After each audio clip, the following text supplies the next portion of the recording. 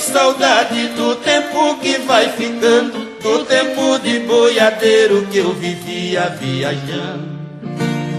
Eu nunca tinha tristeza, vivia sempre cantando, mês e mês cortando estrada no meu cavalo ruan. Sempre lidando com gado, desde a idade de 15 anos. Não me esqueço de um transporte, 600 bois cuiabano. No meio tinha um boi preto por nome de Soberano.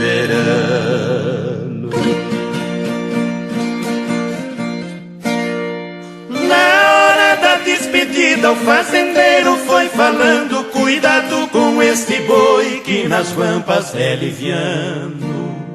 Este boi é criminoso, já me fez diversos danos. Tocamos pelas estradas naquilo sempre pensando. Na cidade de Barretos, na hora que eu fui chegando, a boiada estourou, ai, só vi a gente gritando. Foi mesmo uma tirania na frente, o soberano.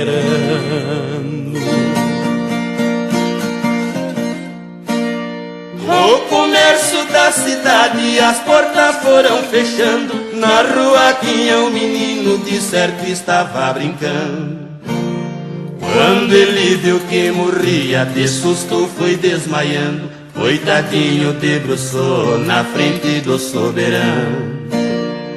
O soberano parou, ai, em cima ficou bufando, rebatendo com o chifre os boi que vinha passando. Naquilo o pai da criança de longe vinha gritando: se este boi matar meu filho, eu mato quem vai tocando. E quando viu seu filho vivo e o boi por ele velando, caiu de joelho por terra e para Deus foi implorando: salva-me meu anjo da guarda deste momento tirano. Quando passou a boiada, o boi foi se retirando. Veio o pai desta criança, me comprou o soberano. Este boi salvou meu filho, ninguém mata o soberano.